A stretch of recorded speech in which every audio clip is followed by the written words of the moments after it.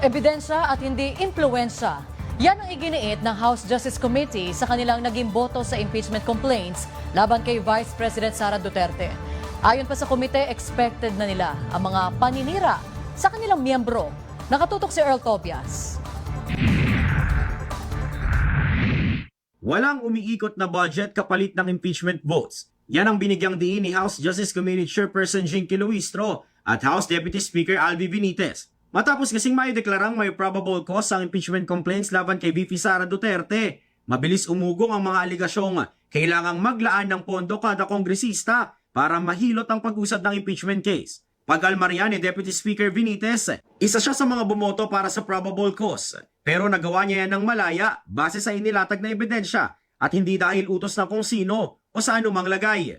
Walang ganun. Kasi ako nga, sa totoo lang, I was there because naniniwala ako na dapat ang lahat ng mga public officials magkaroon ng highest standard. Ang tanong ko, sino mga nagsasalita niyan, di ba? Kung sino nagsalita, more or less, makikita mo kung anong dahilan kung bakit sila nagsasalita ng ngayon.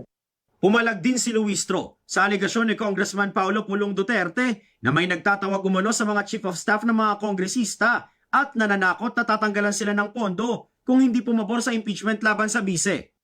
Anticipated na they will be commenting a lot of negative things against this impeachment process, especially that the Justice Committee was able to establish probable cause. Wala po tayong na-encounter, nakausap concerning allocations related to this impeachment process. Dagdag pa ni Benitez, nakabase ang boto niya sa probable cause dahil sa hindi maitatangking layo ng yaman ng Vice Presidente mula sa kanyang idineklarang salin kumpara sa bilyon-bilyong financial transactions nilang mag-asawa. Isama pa raw ang bulgarang pagbabanta ng bise sa buhay ng Pangulo, ng First Lady at ng dating House Speaker. Hindi po biro ang ganyang mga salita. Kung hindi po natin i-question, ano po mangyayari sa atin? So ang tanong po, saan nanggaling yung pumasok na 4.4 billion? At pangalawa, saan naman napunta yung 1.7 billion na ginastos? Samantala, nag-react naman si Luistro sa kalalabas lang na desisyon ng Supreme Court na ang salitang forthwith ay nangangahulugan ng makatwirang panahon.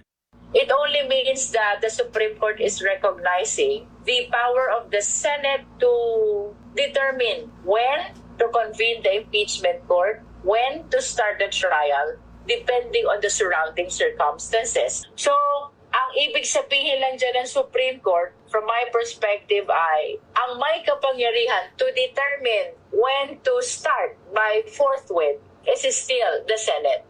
Kailangan naman ng 106 votes ng mga kongresista sa plenaryo para madala ang impeachment complaint sa Senate Impeachment Court. Earl Tobias, IBC News.